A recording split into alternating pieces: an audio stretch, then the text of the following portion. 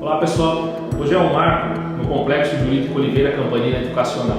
Hoje nós iniciamos os julgamentos simulados do curso de pós-graduação e do curso de extensão em prática do direito militar da Unialfa FADISP. O julgamento foi desenvolvido pelos alunos baseado em fatos reais. São 6 casos já julgados pela Justiça Militar do Estado de São Paulo, em que os alunos, sem qualquer interferência de professores, desempenharam as funções de juiz, promotor e defesa. Debates orais o dia todo aqui na sede do nosso complexo.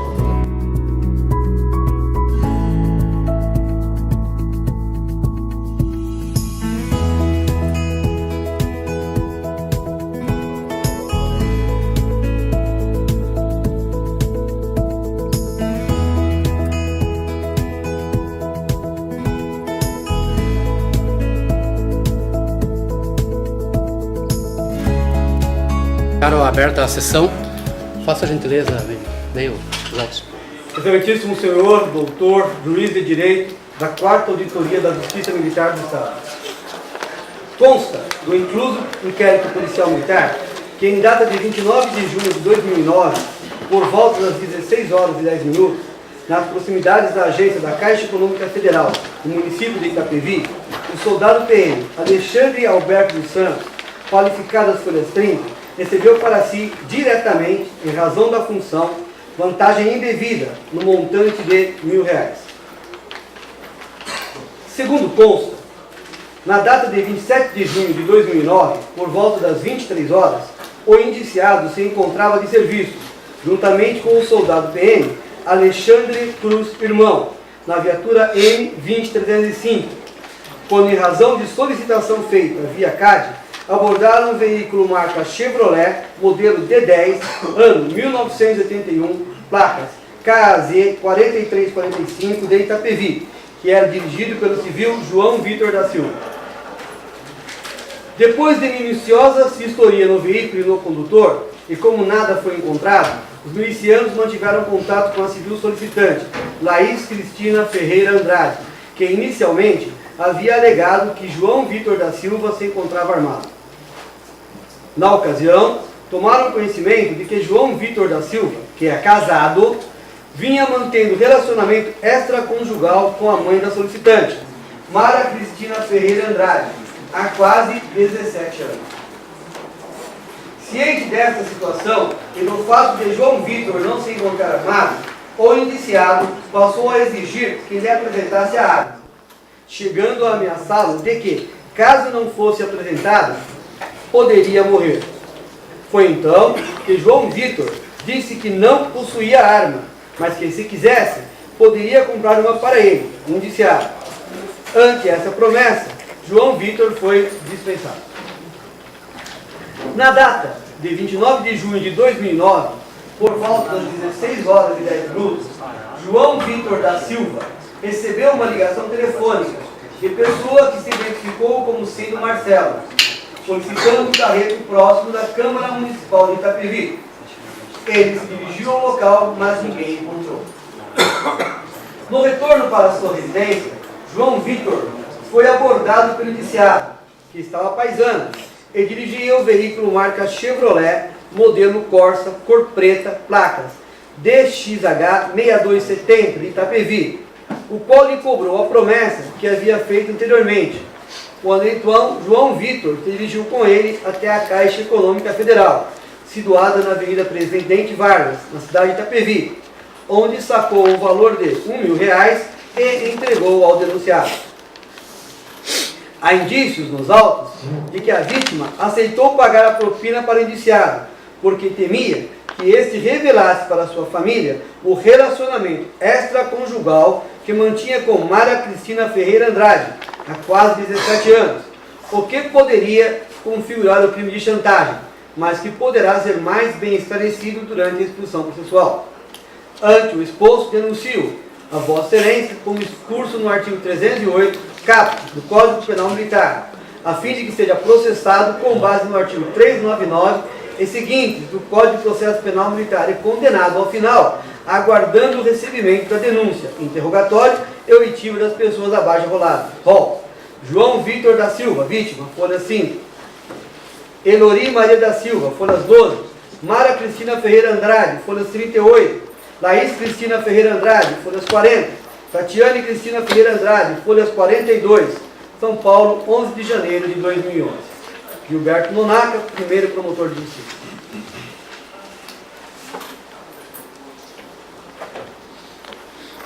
Por gentileza, o MP se pronuncia.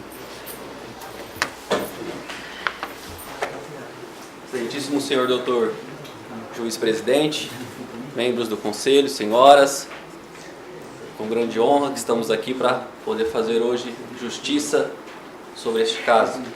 Defesa, parabenizo a todos por este momento, assim como meus companheiros do Ministério Público, parabenizo a todos, assim como todos os outros membros aqui presentes também. Senhores, se adentrando aos fatos desse ocorrido, temos o quê? A solicitante Laís, ao ligar, fazendo a denúncia, disse que o senhor João Vitor provavelmente obtinha uma arma e que o mesmo colocou a sua mãe dentro do seu veículo. Passado o rádio aos policiais, sendo que o acusado, Alexandre Alberto, juntamente com seu companheiro de viatura, Alexandre Cruz, irmão, certo? Foram até o local.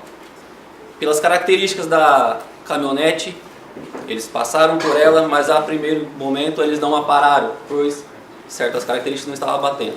Foram até a solicitante Laís, que porventura disse que a caminhonete havia acabado de sair. Eles alcançaram a caminhonete novamente, parando o João Vitor. Naquele momento o revistaram, sob a alegação de que ele obtinha uma arma.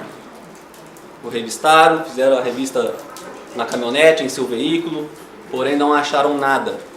Puxaram documentos do veículo, puxaram seus documentos pessoais, nada constava. O levaram até a Laís, solicitante. Naquele momento averiguaram que provavelmente João Vitor tinha um caso extraconjugal com a mãe de Laís. A princípio tudo bem. Viu os policiais que naquele momento era uma questão de briga familiar talvez. Viram tudo, abordaram os fatos e liberaram João Vitor, certo? Liberando João Vitor e conversando com a Laís, conversando com Maria, mãe da Laís, falaram que João Vitor provavelmente poderia ter uma arma, onde a mãe da Laís, Maria, certo, disse que havia visto já João Vitor com uma arma. Aonde os policiais militares viram um para o outro e disse: vamos recuperar essa arma. Ok. Liberaram João Vitor. João Vitor saiu e após essas ocorrências, após verem que João Vitor poderia ter uma arma, como disse a mãe, como disse a Laís, a solicitante, foram atrás de João Vitor novamente e o forçaram novamente em dizer onde estava aquela arma. João Vitor negando, até que porventura João Vitor disse: eu posso comprar uma arma se vocês quiserem. E os policiais atenuantes, vendo aquela investigação de poder ter uma arma, falaram como e quando. Naquele momento, por se adentrar horas adentro, madrugada, não tinha como eles pegarem o dinheiro. Porém, marcaram para outro dia. Um fato importante e interessante, é bom que se deixe claro, quando João Vitor veio até a solicitante, na primeira abordagem policial, a própria solicitante Laís, juntamente com a sua irmã, em reconhecimento fotográfico, disseram que João Vitor veio dentro da viatura policial. João Vitor veio dentro da viatura policial. Porém, mais à frente, em declarações dos policiais, o companheiro do indiciado, Alexandre Cruz, irmão, fala que ele não tem CNH, não dirige. Mas a solicitante viu o João Vitor vindo com o indiciado na viatura e o companheiro de viatura trazendo o veículo de João Vitor. Ok.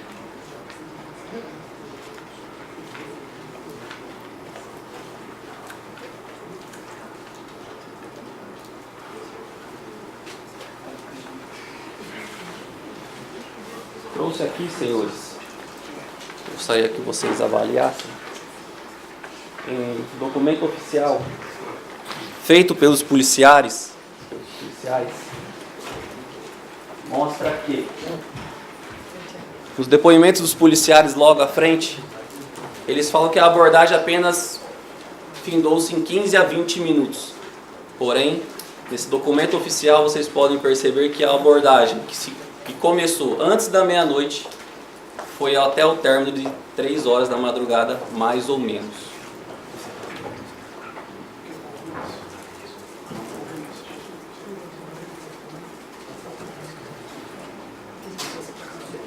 Passo agora a palavra à minha companheira. Boa tarde, senhores. Cumprimento o Conselho, cumprimento os membros do Ministério Público e todos os presentes. A princípio, até pelo que o doutor contou, tudo tinha acabado no dia 27 de junho. Ele se afastou, foi liberado após fazer a promessa de um pagamento em dinheiro para uma arma. Contudo, no dia 29 de junho, a nossa vítima, o senhor João Vitor, ele é caminhoneiro, ele faz carreto. Ele recebeu uma ligação na casa dele, contratando ele para fazer um carreto por volta das 16h10. Ele deveria comparecer à Câmara Municipal de Itapevi para realizar esse carreto. Ele imediatamente pegou o seu veículo e foi realizar o carreto. Nessa ocasião, a neta dele estava presente, a menor Elore.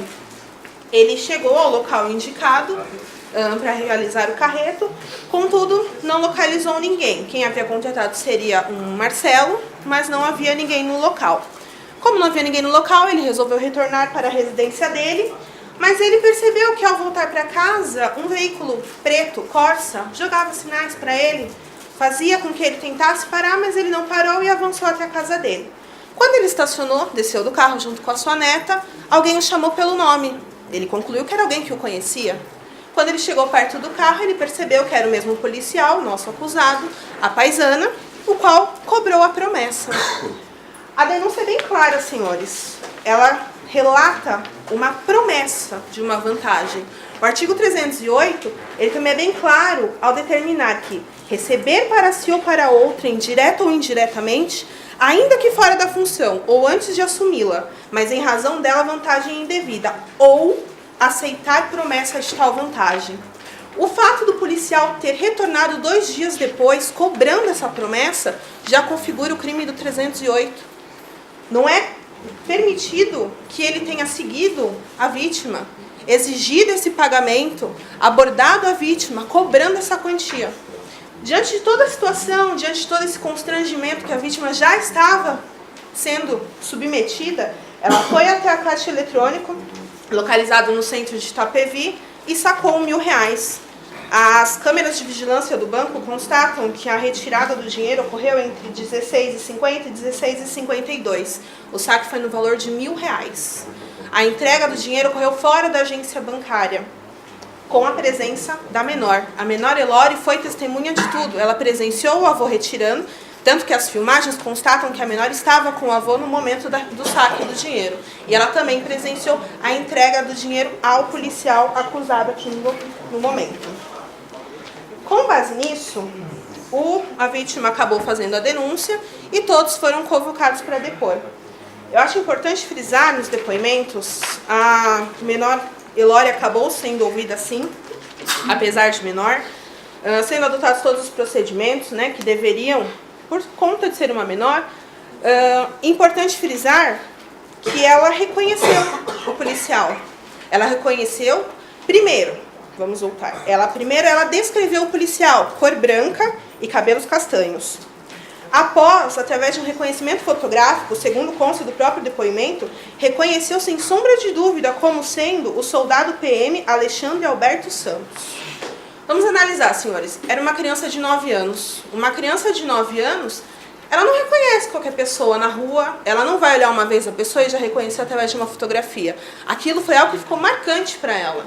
Por quê? Porque os autos também constatam que a vítima ficou abalada com essa situação. Ela se sentiu constrangida, ela entrou dentro de casa, nervosa, a esposa dela relata isso no depoimento. A menor viu o avô sofrendo uma violência.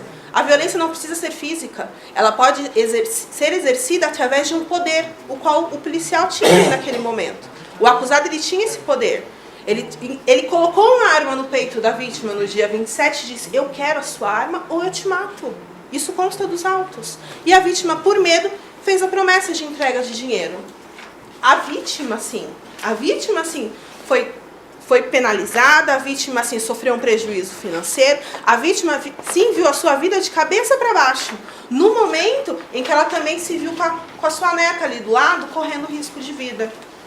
Como se não bastasse, o acusado, quando prestou o seu depoimento, logo após prestar o seu depoimento, ele juntou um extrato bancário. Nesse extrato bancário, no dia 5 de julho, constava um depósito de R$900 na conta dele. E ele afirmou que esse depósito tratava-se de um bico que ele fazia numa empresa chamada Revenda Cristal. Quem cuidava desse bico era o tenente Teixeira. E ele afirmou que esse pagamento de R$900 era proveniente desse bico. O tenente Teixeira foi chamado aos autos para prestar depoimento, e quando do depoimento, ele afirma categoricamente que não se recorda de que tenha efetuado o pagamento no mês de julho ao acusado. Ora, se ele não se recorda do pagamento no mês de julho do acusado, como os R$900 são provenientes do bico? Não, o dinheiro veio de outro lugar. Como se não bastasse ainda, o soldado Teixeira, ele afirma o seguinte, que a respeito de valores, em relação ao soldado PM Alberto, o depoente respondeu que o miliciano, em meados do mês de julho do ano corrente, disse que havia encontrado em via pública a quantia de R$1.000, não sabendo se espécie ou cheque. Encontrar R$1.000 na rua é sempre bom, né? Mas muito conveniente, ele não recebeu o pagamento do bico e ele ainda encontrou R$1.000. A exata quantia da promessa de pagamento da nossa vítima. Melhor mudar para ITAPEVI, quem sabe lá a gente encontra mais R$1.000, né? Com relação ainda aos valores, se nós analisarmos os depoimentos, não há uma unanimidade com relação ao pagamento do bico, né? Ele diz que recebe R$1.000, o próprio Teixeira afirma que não é 1.000, são 1.050, e a outra testemunha afirma que varia até 1.100. Ou seja, também não há uma afirmação categórica do valor que ele ganha em relação ao bico. Como se não bastasse, senhores, além do depoimento, quando já da fase instrutória, o acusado veio com uma informação. Não. Nesse dia, no dia 29, eu estava numa delegacia, prestando um depoimento, exatamente nesse horário, entre as 16 e as 17 horas. Contudo, apesar dessa informação, a delegacia não confirmou essa informação. Disse que não haviam elementos suficientes para comprovar que o acusado estava ali dentro. Foi quando, então, a defesa, surpreendentemente, surge com uma certidão que constava dia, hora, local, tudo certinho. E, além disso, havia outra testemunha, outro soldado William, que havia prestado depoimento no mesmo horário que o nosso acusado, entre as 16 e as 17 horas. Quando o soldado William foi ouvido, ele disse, sim, estávamos lá, os dois, entre as 16 e as 17. Mas qual inquérito que ele foi ouvido? Não sei. Por quem ele foi ouvido? Não sei.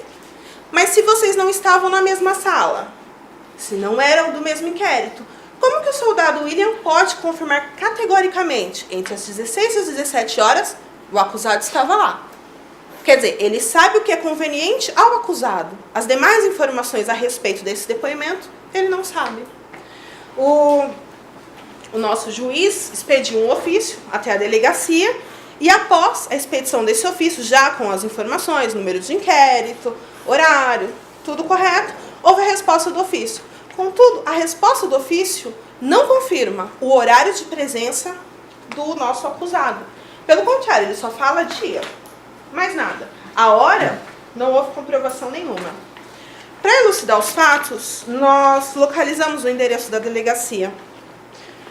A delegacia até a casa do nosso acusado são menos de 5 quilômetros, ou seja, menos de 7 minutos de carro. Ainda que ele tivesse prestado seu depoimento às 16 horas, não teria durado 1 hora um depoimento de menos de 10 linhas, como se pode ver dos autos. O depoimento nem foi tão grande assim. O segundo mapa trata da delegacia até a casa da nossa vítima e após a casa da vítima até o banco. Também são menos de 4 quilômetros. Ou seja, dentro do período entre o telefonema para a nossa vítima, entre o saque do dinheiro, o possível depoimento dentro de uma delegacia era, sim, perfeitamente cabível, que ele tenha prestado depoimento às 16 horas, tenha saído da delegacia e tenha ido cobrar a sua promessa de pagamento. Dessa forma, eu entrego a palavra agora ao outro representante. Boa tarde, excelências. Boa tarde, defesa. Excelências, mostram-se as provas em desfavor do réu extremamente robustas, extremamente incólumes a qualquer vício, conforme já trazido pelos outros membros aqui do Ministério Público.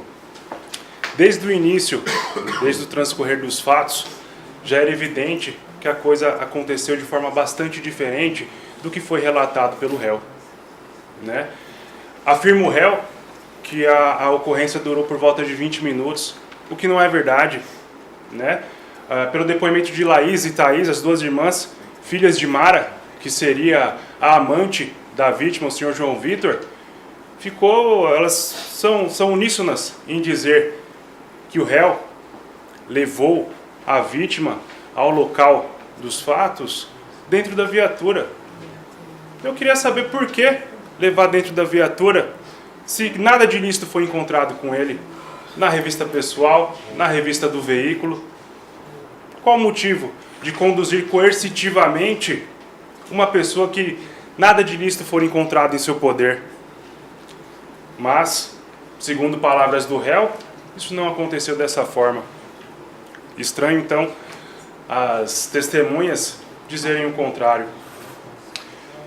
Segundo ainda depoimento de Laís e Thaís, após a vítima ser liberada, o réu e seu parceiro deliberaram entre eles, após escutarem de Laís, que sua mãe já tinha dito que tinha visto a vítima com arma. Eles disseram, e elas afirmaram isso em depoimento: vamos atrás dele, vamos atrás das armas. Ou seja, senhores, impossível que isso tenha ocorrido em 15, 20 minutos, como eles relataram em seus depoimentos. O depoimento de Laís e Thaís apenas corrobora a tese de que, após liberado, eles foram novamente atrás da vítima. Chegando a ele, fizeram novamente o pedido de entregue à arma, fizeram a ameaça com arma de fogo, encostaram a arma em seu peito, disseram: entregue a arma, senão você vai morrer. E temendo por sua vida, excelências, a vítima disse: eu não tenho arma nenhuma, mas se o senhor quiser, eu dou um jeito, eu arrumo uma arma. Por medo, por desespero, temendo por sua própria vida, talvez qualquer um aqui fizesse da mesma forma. Excelências, em que pese, o deslinde dos fatos terem ido muito além disso, conforme já explanado pelos nobres colegas, aqui o crime já havia sido consumado. Já estava caracterizado o crime de corrupção passiva na segunda parte do artigo 308, uma vez que ele aceitou a promessa de receber uma vantagem. Mas não vamos parar por aqui. Não vamos parar por aqui. Porque em continuidade delitiva, 2 dias após esse ocorrido, às 4h10 da tarde, ele entra em contato, passando-se por um tal de Marcelo, contratando um frete, sabedor que a vítima era carreteiro, fazia frete, e agendou na próxima Câmara Municipal da cidade de Itapevi, que também é bem próxima da delegacia, que também é bem próximo da Caixa Econômica Federal, onde ocorreu um saque às 4h50 da tarde. agendou com ele o frete. O seu Marcelo, obviamente, não apareceu porque não existe. Mas apareceu posteriormente o réu, deu sinal de luzes, a vítima parou mais à frente e com sua neta, testemunha importantíssima dos fatos, que relata ter visto arma, que relata e reconheceu sem sombra de dúvidas o réu por fotos de que foi ele a pessoa que exigiu dinheiro do seu avô, a vítima. Reconheceu ele, reconheceu o veículo. E por que uma criança de 9 anos mentiria? Como é que uma criança de 9 anos iria fantasiar? Ah, não, um Corsa, ah, não, um carro preto. Não, senhores, ela viu, ela só relatou o que viu. Entretanto, após isso, temos ainda extrato bancário da vítima, demonstrando o saque no horário específico, onde as câmeras do banco também captaram imagens de que o saque realmente aconteceu. E no intento de trazer alguma prova, algum álibi, de demonstrar que o fato não ocorreu, vem um réu e cita Soldado Teixeira. Está nos autos. Soldado Teixeira seria seu chefe no bico. E o Soldado Teixeira poderia ajudá-lo a falar, não, realmente eu faço um bico e recebo R$1.000 uma vez por mês, esse dinheiro aqui é do meu bico. Mas o Soldado Teixeira, digamos que trazer o Soldado Teixeira aos autos foi um tiro no pé para o réu, pois o Soldado Teixeira declarou, no mês de julho não fiz pagamento a ele. E ele ainda comentou comigo que teria achado R$1.000 em via pública. Estranho. Não fiz não, ele não se recordava. Não se recordava, pode ter feito, pode não ter feito. O que não importa. Não muda o fato do saque, não muda o fato do recebimento, não muda o fato de que ele declarou que foi comentado que o réu teria achado em via pública R$1.000. Coincidências? De jeito nenhum. Não há coincidências aqui. Excelências, o fato é que o dinheiro foi recebido. O que seria até desnecessário para a conclusão do crime, uma vez que ele já estava consumado, mas o dinheiro foi recebido. Essa é a palavra da vítima, essa é a palavra da testemunha, Elori, sua neta. E é fato, ficou evidente, em fase de inquérito, que de fato isso ocorreu.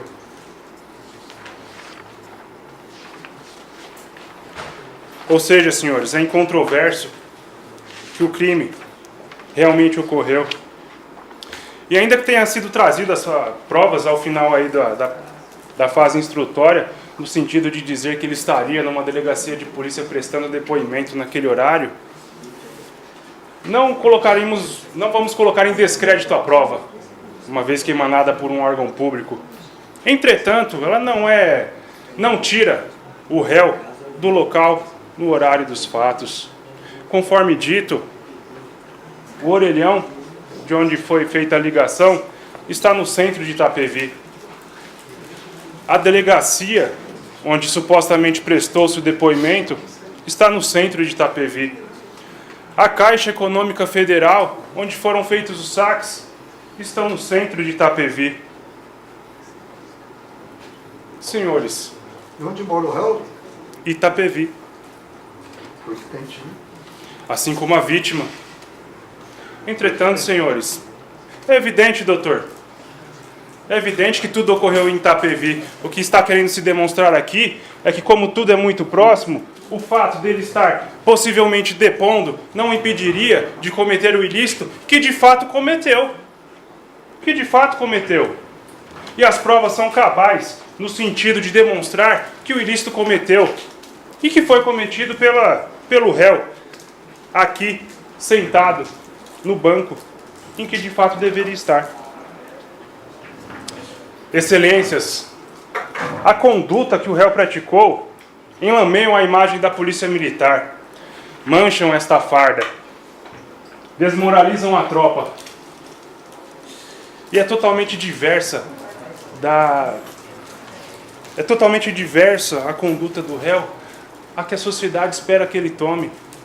Ele que deveria estar protegendo o cidadão. Não, atentou contra ele. E para isso se utiliza da farda como um escudo para ilícitos cometer. E é por conta disso que sim, o Ministério Público pede pela condenação do réu, pela sua conduta criminosa. E o punindo, estaremos sim dando uma resposta à sociedade que almeja por justiça, que almeja que fatos como esses sejam punidos de forma exemplar, porque a conduta do réu é vergonhosa, é indecorosa com relação à instituição militar. Uma instituição que prega pela ética, pela moral, pela disciplina e hierarquia. Que disciplina e hierarquia de um homem que não respeita um cidadão de bem, trabalhador, exigindo dele dinheiro?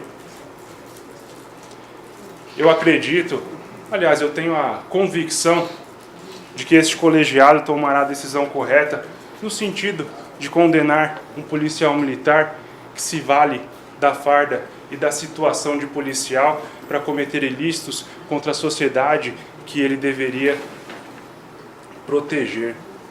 Assim, o Ministério Público requer seja o réu condenado nos exatos termos da denúncia, como medida de justiça.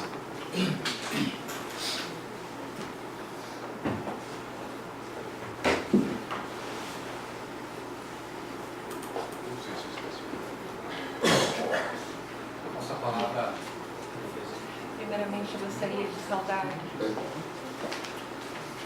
o juiz-presidente e aos membros do conselho, à promotoria e aos colegas advogados, e à plateia e ao réu. Dizer que estamos aqui para apreciar a conduta do soldado PM Alexandre. Soldado PM que tem mais de 10 elogios no seu boletim interno. Policial combatível, honesto, sempre atuante na Polícia Militar de forma justa. O soldado PM foi acionado via Copom e foi até o local dos fatos. Não encontrou o veículo, posteriormente ele conseguiu abordar o veículo. Ele abordou, não encontrou a arma, mas ele foi acionado via Copom dizendo que o réu, o senhor João estava armado. Provavelmente a abordagem dele foi dura, porque ele teve um treinamento para isso. Ele abordou o réu e fez mais, fez uma cariação entre as vítimas. Levou o réu, levou o senhor João até a casa da senhora Maria Cristina. Perguntou se os dois queriam lavrar o boletim de ocorrência. Nenhum dos dois demonstrou interesse em lavrar o boletim de ocorrência. Encerrou a ocorrência ali, dando o caso como desinteligência. Passo a palavra para a doutora Pátria.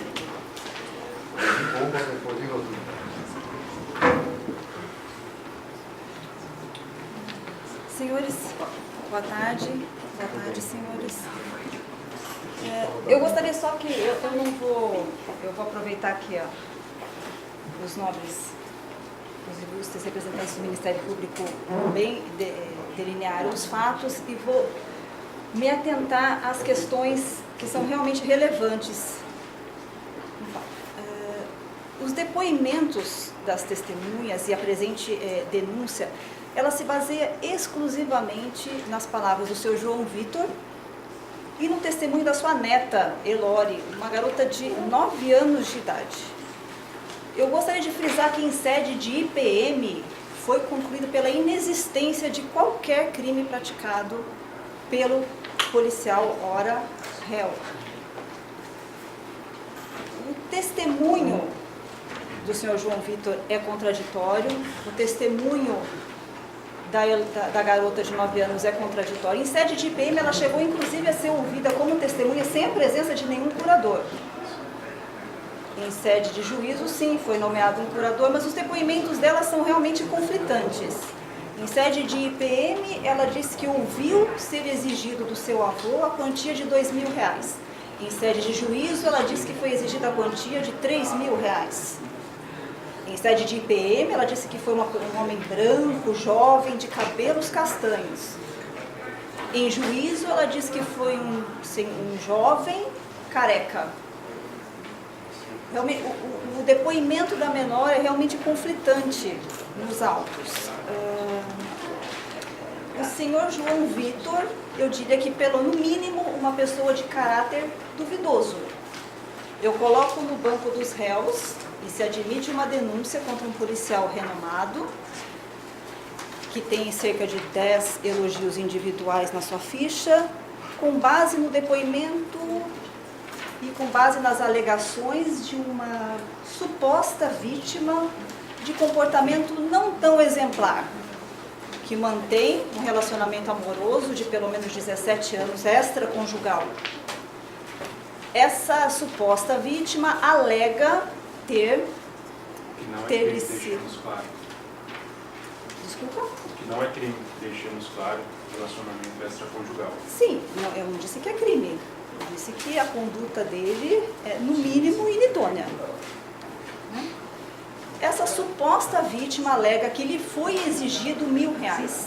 E como mero comprovante dessa suposta exigência, ela junta um extrato bancário de que ela teria sacado R$1.000. Ora, se todos nós fôssemos sacar dinheiro e usássemos isso para conseguir acusar uma outra pessoa de algum crime, eu diria que a situação vai ficar, no mínimo, complicada. Se qualquer policial militar, ao fazer uma revista ou usar de uma força que a situação demandava na ocasião, porque eles tinham uma denúncia de que existia uma pessoa armada que mantinha outra como refém. Até então era o que foi recebido.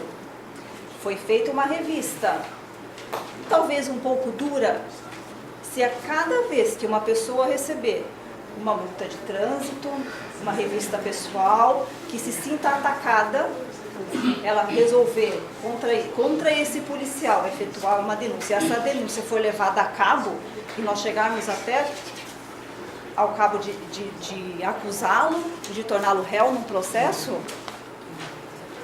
eu diria que então a polícia militar não pode mais sair à rua.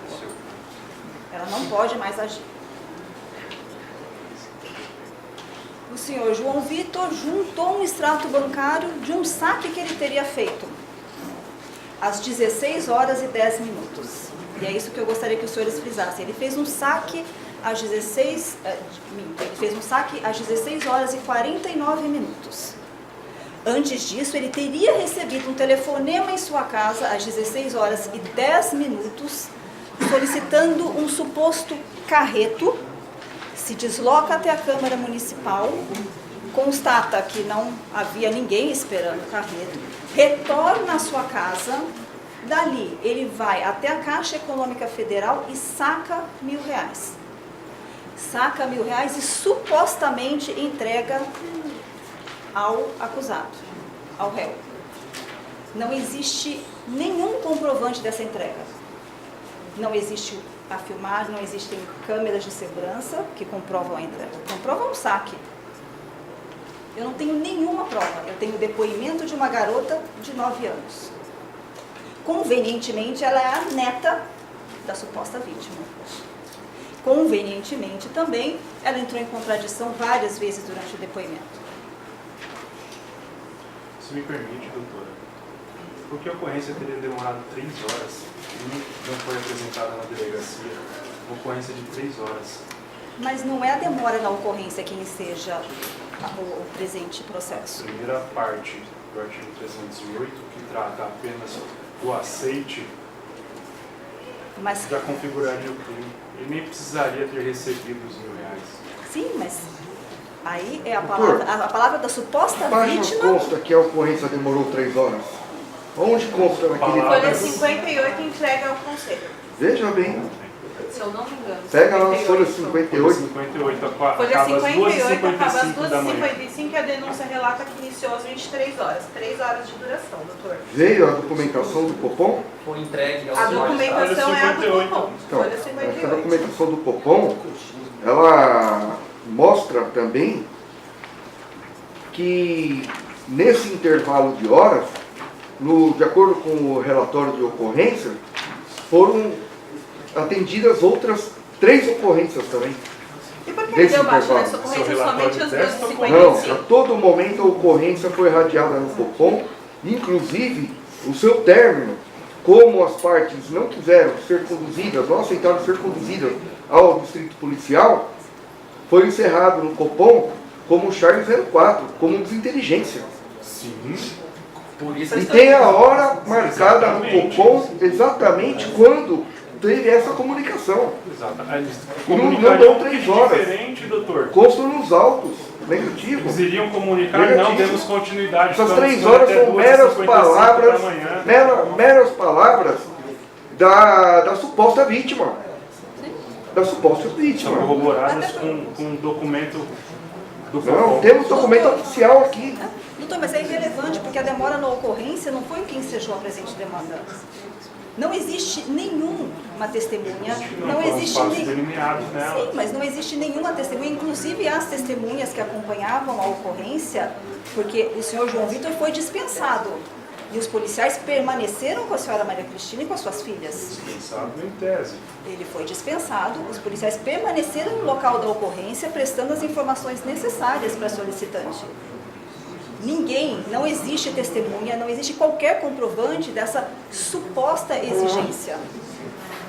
Até porque ele não ficaria na presença de testemunhas, né, doutora? Mas não existe? Mas existe uma vítima. Não, existe uma suposta vítima. Mas existe uma testemunha da entrega? Existe uma criança de 9 anos, Não, deixa de ser neta uma da testemunha. suposta vítima. Não existe nenhum comprovante, fato dela ser não criança não existe, afasta como não existe testemunha. nenhuma testemunha e não existe nenhum comprovante, nem da exigência e nem da entrega de dinheiro. Não existe nada. Doutora, como Não é o existe. seu raciocínio, doutor? Pois não, doutor. Então eles vão ficar tomando tempo da doutora. Ela É certo. concedeu a parte, doutor. Desculpa, com licença, doutor. É certo que admite-se, Não, obviamente, minha- que existem desvios de conduta dentro da corporação, claro que sim. E esses desvios, eles devem ser exemplarmente e rigorosamente punidos. Mas também é certo que eles têm que ser rigorosamente e exemplarmente punidos depois de uma investigação e que, de fatos comprovadamente, de que seja exaurida a investigação e todos os fatos estejam devidamente comprovados. O IPM concluiu pela inexistência de crime.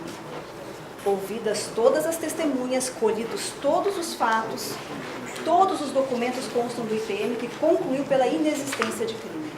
Eu só quero Eu só mostrar gostaria- aqui também a folha 58, que a nobre promotoria, excelência, só aproveitar esse gancho, ela juntou só uma parte aí. Mas olhando o documento aqui embaixo, nós temos aqui o horário de início a 1h47 da manhã. Está aí, logo abaixo aqui, ó, a 1h47 da manhã. Então não dão 3 horas do horário do início do atendimento ao término. Não existe 3 horas aí. O próprio documento que a promotoria juntou, ela se apega no valor do término, no horário do término, mas não se apega ao horário do início, que consta aí no próprio documento que a própria acusação juntou. Então cai por terra a acusação. Senhores, eu vou só concluir para novamente reiterar que não existe nenhuma testemunha e nenhum comprovante de exigência de dinheiro nenhum. Não existe nenhum documento que comprove, muito pelo contrário, porque houve a quebra do sigilo telefônico da suposta vítima e do réu, e nenhum dos telefones, o réu não ligou para a vítima para solicitar o carreto. Não existe essa comprovação nos autos. E eu gostaria que os senhores se atentassem para o detalhe de que esse suposto telefonema solicitando o carreto se deu às 16h10, o saque no caixa eletrônico se deu às 16h49. O nobre colega vai... Excelências, permitam, mas eu tenho uma bomba para revelar aqui. Eu tenho uma bomba. Toda a alegação do Ministério Público não deve prosperar. Como bem mostramos agora, com o documento que o próprio MP nos fez a gentileza de juntar, não houve aí 3 horas de atendimento. Não houve isso. Né?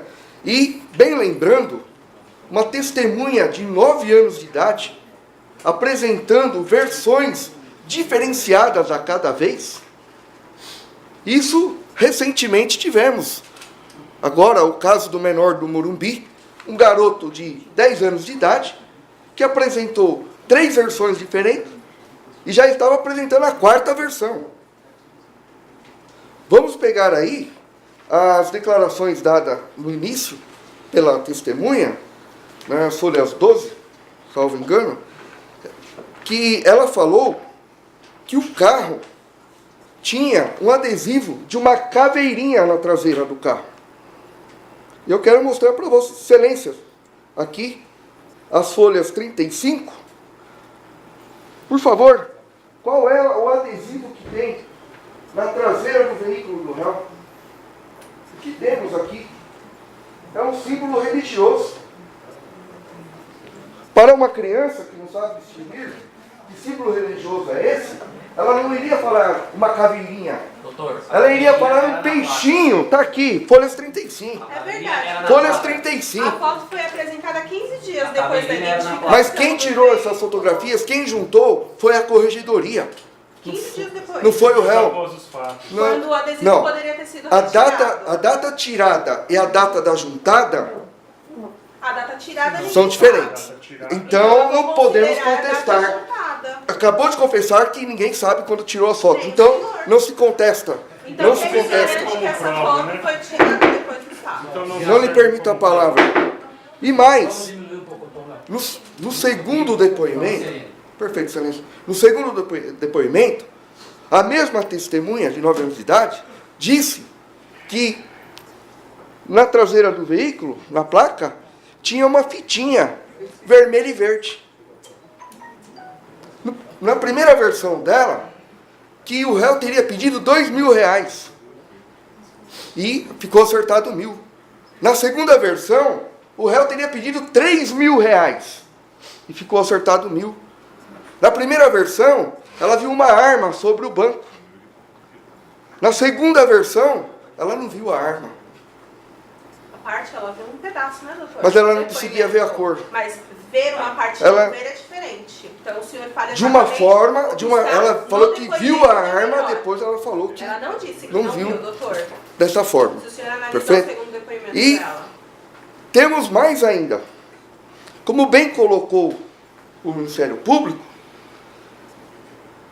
foi pedido o ofício à delegacia de Itapevi, apenas constando o nome do réu. E só pelo nome do réu, como o réu não era indiciado lá, ele era uma testemunha, a autoridade policial ela não consegue saber de onde essa testemunha teria dado o seu depoimento. Qual o inquérito? Nova Diligência conseguiu responder. Deu o número de boletim de ocorrência, tudo, né? E aqui, então, a autoridade policial, ela realmente respondeu as folhas 216, ela respondeu que o réu esteve na delegacia no dia 29. E o que ela fala nessa folha aí? Ela fala a data, mas ela não fala a hora. Mas ela diz aí que ela junta o quê? O que ela junta aqui? O que ela junta aqui, ó? Um atestado. Olha a bomba aí. Um atestado assinado por um escrivão de polícia, dizendo a data e a hora.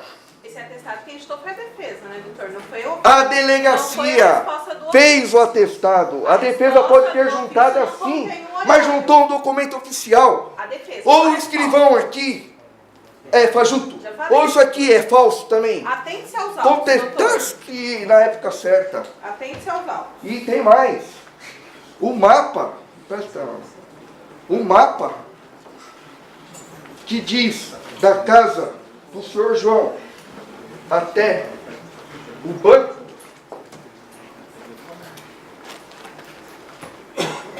ele dá exatamente 5 quilômetros. Aqui, senhor, é a casa do João. E aqui é a prefeitura municipal, onde ele sai para fazer o carreto. suposto carreto. Mas depois, ele volta. Que horas que ele sai? Que horas ele saiu, doutora? 16h10 ele saiu de casa. Mas só que ele chegou lá na Câmara Municipal, ele voltou para trás. Não encontrou ninguém. Só que quando ele já estava chegando na casa dele, ele percebeu um veículo dando sinal para ele, voltou do caminho da casa dele de novo para o banco e teria efetuado o saque às 16h49. Esse atestado juntado às folhas 215, excelência, está aqui o horário. Atesto para os devidos fins de direito, em especial para trabalhista estudantil, que esteve presente nessa sede da Delegacia de Polícia de Itapevi, na data de hoje, das 16 às 17 horas, Alexandre Alberto dos Santos, o réu, para prestar esclarecimento nos autos do IP 471/2009, da qual, para constar lá no presente atestado. Ora, se ele saiu às 16h10, o senhor João saiu às 16h10 para ir até lá, a Câmara Municipal, voltou para casa, voltou de novo lá, para o lado da Câmara Municipal, o banco é perto da Câmara Municipal, e sacou o dinheiro, que ele sacou o dinheiro, nos autos tem a confirmação, ele sacou mesmo. A Câmara pegou, só que a Câmara não pegou nenhum policial. A própria Corregedoria juntou nos autos que não viu nenhum policial nas imagens. E o réu estava na delegacia das 16 às 17 horas. É tudo perto, é tudo em Itapevi, mas ele não ia sair da delegacia. Demorou uma hora. Ele não ia sair da delegacia. Foram dois, no dia 29, foram 2 policiais até a delegacia. Cada um prestou o seu depoimento lá. Ele não ia, no meio de um depoimento, sair para abordar quem quer que fosse e depois voltar para a delegacia. Isso é uma furada. Isso é uma furada. Isso é uma furada. Isso não existe. Isso não existe. Temos a promotoria que deixa a defesa concluir o raciocínio, por favor. Pois bem,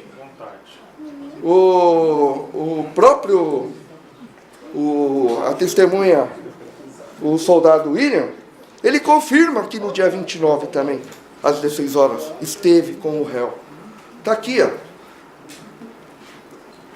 A própria declaração da testemunha William.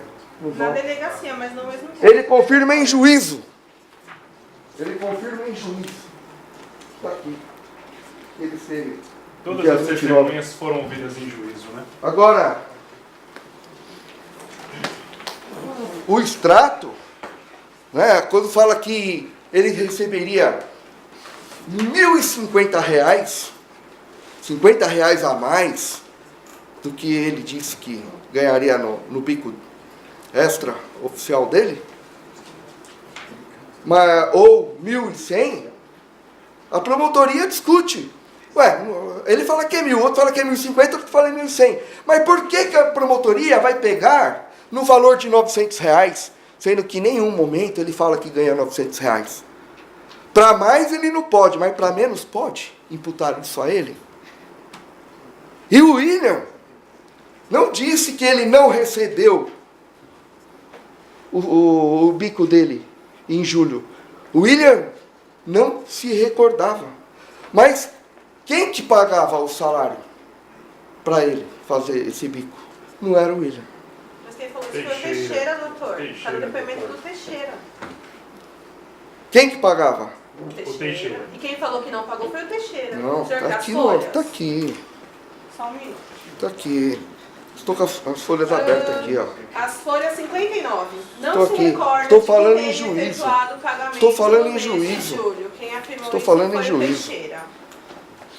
Excelências, não existe a possibilidade do réu estar em 2 lugares ao mesmo tempo. Inicialmente, a vítima teria sido chantageada porque o réu queria uma arma. Em juízo, a vítima disse ser chantageada porque o réu revelaria os 17 anos de relacionamento extraconjugal. Espera aí, o réu queria a arma ou queria chantageá-lo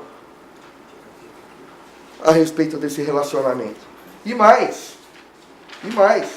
a própria Amara, a amante, disse aqui nos autos que a esposa de João sabia do relacionamento deles.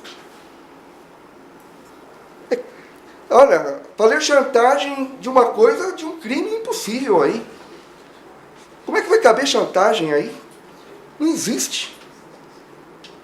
Isso é ilusório. Logo, a defesa requer a Vossa Excelência a absolvição do acusado com base no artigo 439, a linha A da segunda parte. Porque não existe nos autos a prova que isso teria acontecido. Não existe nos autos nenhum comprovante que o réu teria recebido essa importância que realmente a vítima sacou. Mas ninguém sabe o destino correto desse dinheiro. E outra, os fatos aconteceram dia 29, o saque. E o depósito... Excelência, pela ordem. Não tem pela ordem, acabou, não tem ordem. Não tem da defesa. Senão vai querer dar em 10 minutos. Finalizo, então, com o pedido de absolvição no artigo 439, a linha A, segunda parte. Obrigado.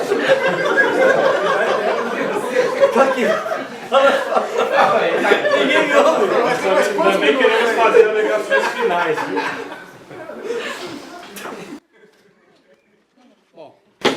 Após ouvir a acusação, a defesa,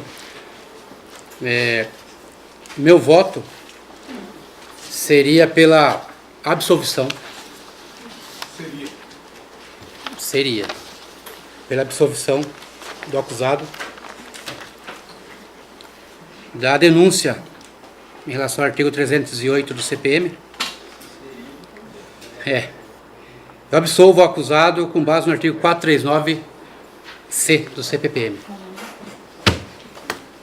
Meu voto é esse. Eu gostaria de parabenizar a brilhante explanação dos ilustres promotores, da ilustre defesa, que aqui nos esclareceu alguns fatos dúbios acerca da denúncia. Eu voto pela absolvição do réu, com fulcro no artigo 439, a linha A, segunda parte, e a linha C, tendo em vista as provas corroboradas ao processo, em que pese a declaração do atestado do escrivão, a palavra do excelentíssimo delegado de polícia, assim como o absolvo pelo depoimento da menor Elore estar dúbio em vários fatos. Passo a palavra.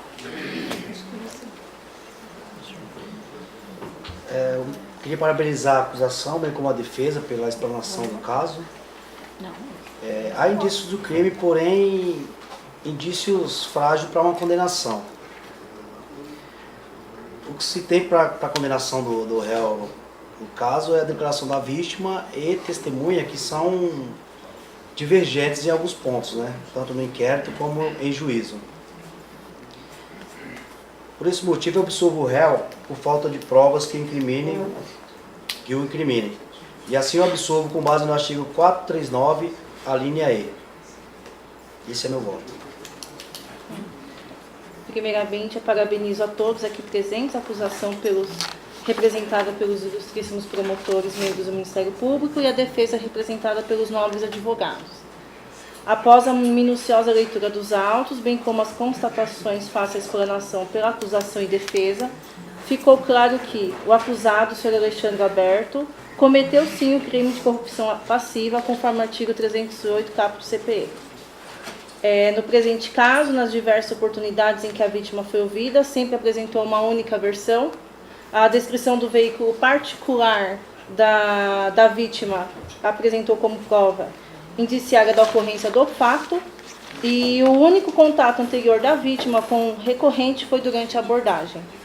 Além disso, o crime também nos autos teve na sua grande maioria das vezes, é um ato que a gente se atenda como se fosse clandestino, não está dentro da sua função policial militar, e o próprio acusado, na sua abordagem também, demonstrou falhas no tempo, por ser tido a forma desinteligência. Também o seu parceiro Alexandre, em depoimento, afirmou que o acusado conversou sim com a vítima longe de suas vistas durante cerca de 10 minutos. Sendo assim, a defesa alegou através do atestado que o acusado estava na delegacia prestando depoimento. Não deve ser considerado, pois a própria testemunha, Sr. William, não afirma com certeza o horário, podendo ser mais ou menos arredondado conforme o tempo e o local do mapa apresentado pela defesa e pela acusação. Assim, não há dúvida alguma de que o acusado, em razão de suas funções policial militar, recebeu para si a vantagem devida, tendo também a defesa alegado a suspeição da testemunha, neta da vítima, por ser menor, a idade todavia é relevante porque ela tem a idade possível para reconhecer um veículo e as características possíveis. Assim, dessa maneira, eu voto pela condenação do acusado pelo artigo 308, caput do CPM. Gostaria de parabenizar tanto a acusação quanto a defesa pelo arcabouço probatório trazido aos autos. Mas não foram suficientes para a minha convicção sobre tanto a absolvição quanto a acusação em si do réu.